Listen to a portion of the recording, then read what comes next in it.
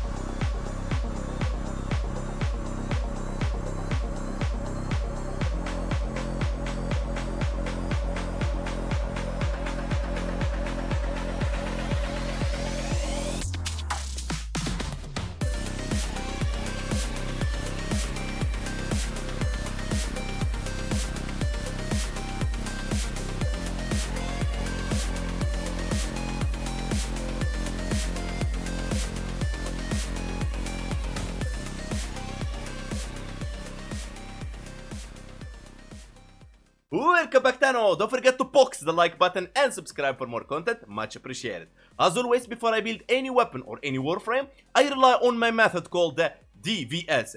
D stands for how I'll be dealing damage, what elements I'll be using, what's the faction I'll be fighting. V stands for how I proc 10 stacks of viral to make enemies vulnerable by 325% more damage to their HP. S stands for stripping enemies armor to lower their damage reduction to deal higher damage. And of course, I don't use any Rivens, so you can save your platinum. And I use Revenant, so I don't boost the weapon in any way. So you can apply this build in any warframe you like, either meta boosting damage or a Excalibur.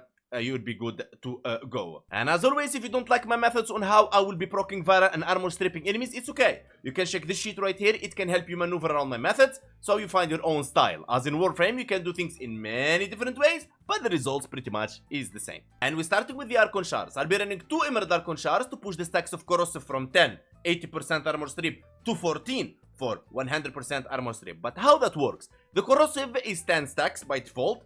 The first stack will reduce enemies armor by 26%, and every stack after will reduce enemies armor by 6%. Now, with the 2 Emerald Archon Shards, we push the stacks to 14, so that's 104%. Now, of course, you can run 1 Tau Forge if you need a different Archon Shards, but you'll be at 98%. I don't prefer that. I want to 100% armor strip enemies.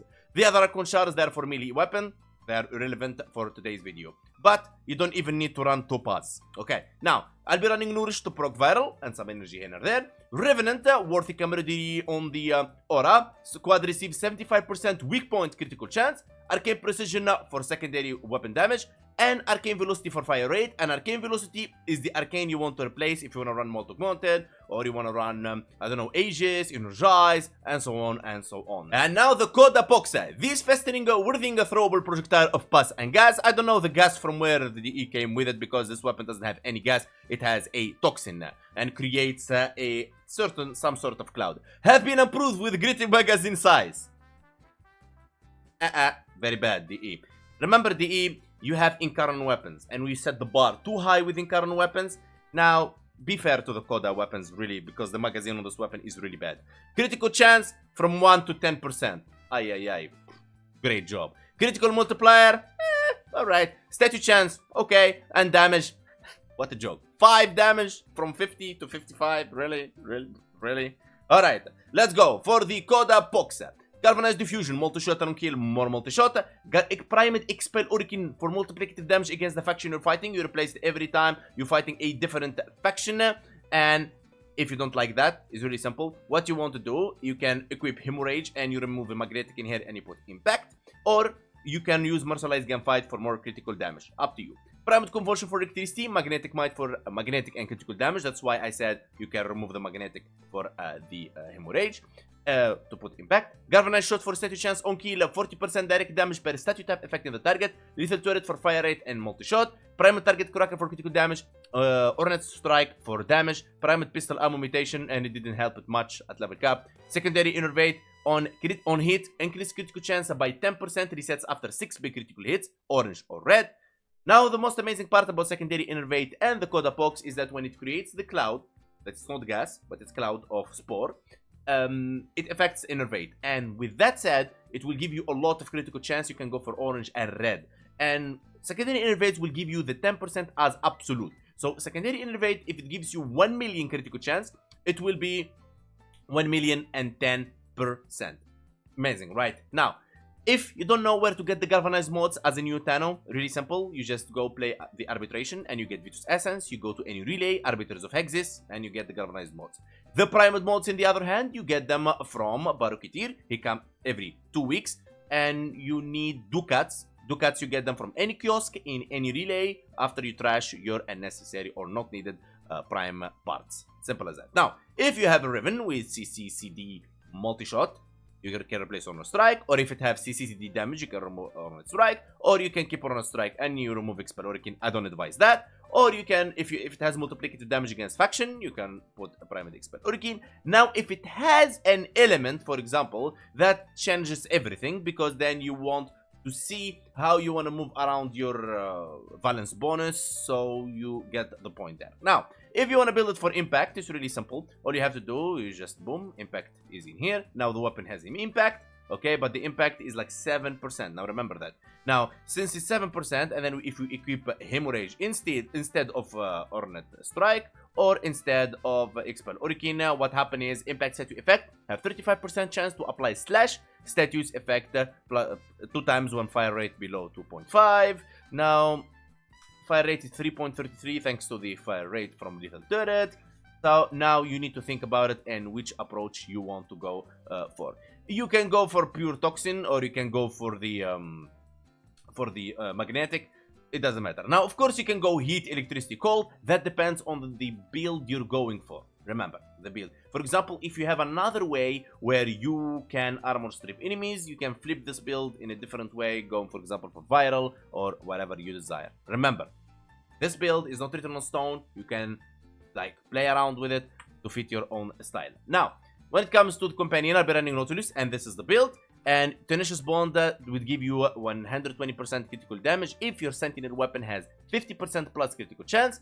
Now, Verglass Prime is the best Sentinel weapon, but it requires a Riven to reach the 50 plus critical chance. Otherwise, you can use the Prime Laser Rifle, or the Burst Laser Prime, or the Vorklock until you get a Riven, or if you just don't care enough. Simple as that. Now, let's test the weapon against level 230 in Simulacrum. And because I listen to my community, I will remove my companion first, because Santanos wanted to see the performance without the companion in Simulacrum. I don't know why. It's okay. They ask for it, and I'm here to deliver. So, activating Nourish, and here we go. Box, baby, in the house. Now, as you can see, we have already 100 to 130 critical chance. 310, right about here. Now, this will be insane. Look at this. Are you ready, Tano? Yes. We're not joking at all, right? It's insanely powerful, Tano. Insanely powerful. Look at that. Boom. Now, let's just go fast. Go. Loading. Go. Let's go very fast. Box. Box them all, baby. There you go. Now, you'd say, why it's not same red? Because this time I didn't leave the spore cloud to just like go good. Now, as you can see, look at the ammo. DE, come on. In case you plan on making the POX in Caron in the future, which I doubt it, but it is what it is. So, let's equip now the Nautilus Prime. Right? Go. Activating Nourish.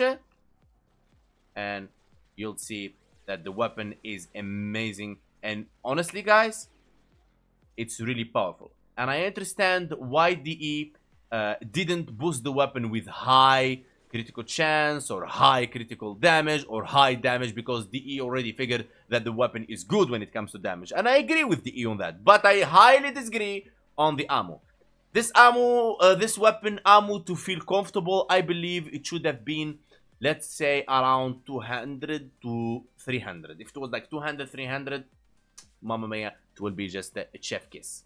Not French kiss, chef kiss. In the end, I would give this weapon 8 out of 10 for damage, and it's very fun to use. I will give it 3 out of 10 for ammo, and really, once more, DE, think about it. Now, I want to say thank you so much for everyone who watched my channel.